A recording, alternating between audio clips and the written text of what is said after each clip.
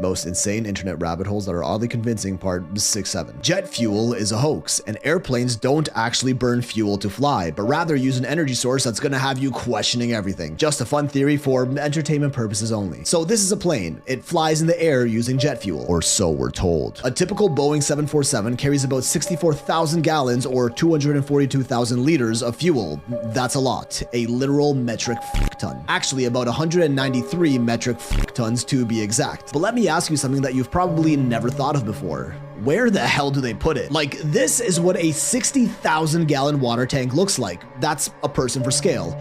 It's massive. We're told that more than this amount of fuel is stored in the wings of the plane, and that part's not a myth, that's actually what they tell us. And the question people are asking is, where? How exactly do 64,000 gallons fit in these wings? Like, this entire tank is really squeezed into those thin sheets of metal? It just visually doesn't make any sense. And then think about the time that it takes for an airplane to refuel. When you're at an airport, you usually don't see the fuel pump connected to the plane for more than a couple minutes at a time. A regular car takes only about 12 gallons of fuel, and let's say 2 minutes to fill up. Even if these jet fuel pumps pumped at 10 times the rate of a regular car gas pump, do the math, and it should take around 9 hours to fill just half of the plane's 64,000 gallon capacity. Yet we somehow never see a plane getting pumped for more than a couple minutes, if even at all. Sure, they'll tell you these jet fuel pumps are actually way more powerful than that, and can pump fuel at a rate hundreds of times faster than car gas pumps, all going through this hose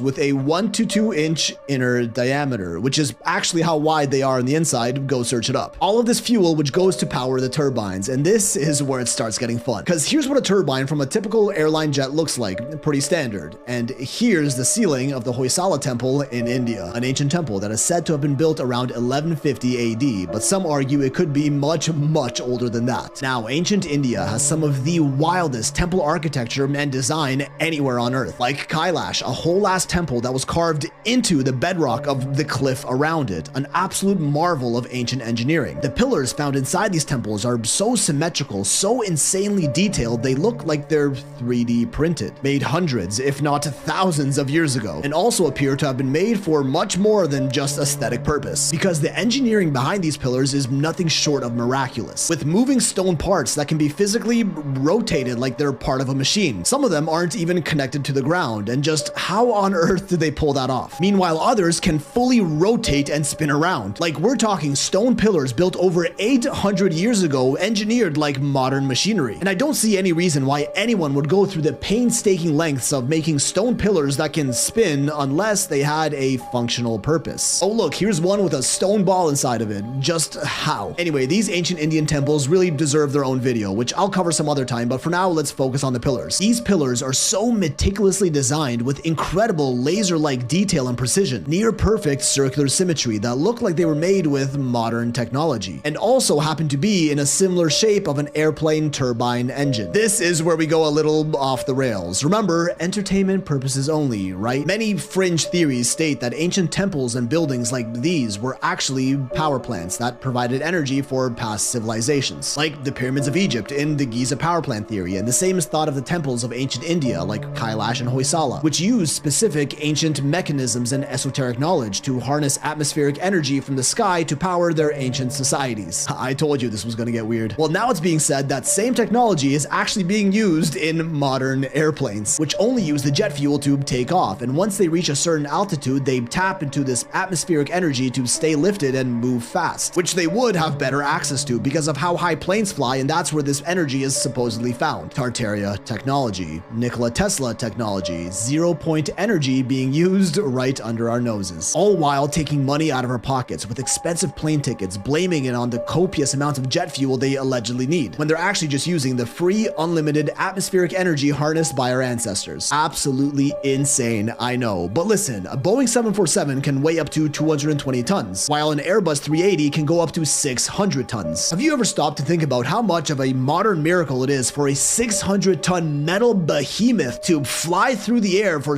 16 plus hours on end, and all it takes is 4 of these jet turbines, for how powerful they are, aren't even really used anywhere else except for aviation. But even so, someone has to make these engines, and surely it would be much too difficult to keep something like this a secret with hundreds of companies all manufacturing them, right? Well, actually no, because only 3 companies own 99% of all turbine manufacturing in the world: GE Aerospace, Pratt & Whitney, and Rolls-Royce. Any other manufacturer is in some way associated with these big 3. And of course, all of these companies have the usual suspects, Vanguard and BlackRock, as their top shareholders, the 2 mega companies that own everything, who control the 3 companies that essentially power every airline on the planet, also making it almost impossible for anyone else to make their own commercial turbines, with regulations, gatekeepers, certifications, and import controls, to keep their oligopoly in power and free from independent producers to keep this technology as close to their chest as possible. Like, are 4 of these turbines really enough to keep a 600-ton airplane suspended in the air, traveling at hundreds of miles an hour for hours on end, propelled by just the air? I mean, maybe they are. This is what internet rabbit holes are all about after all. Roast me in the comments if you disagree.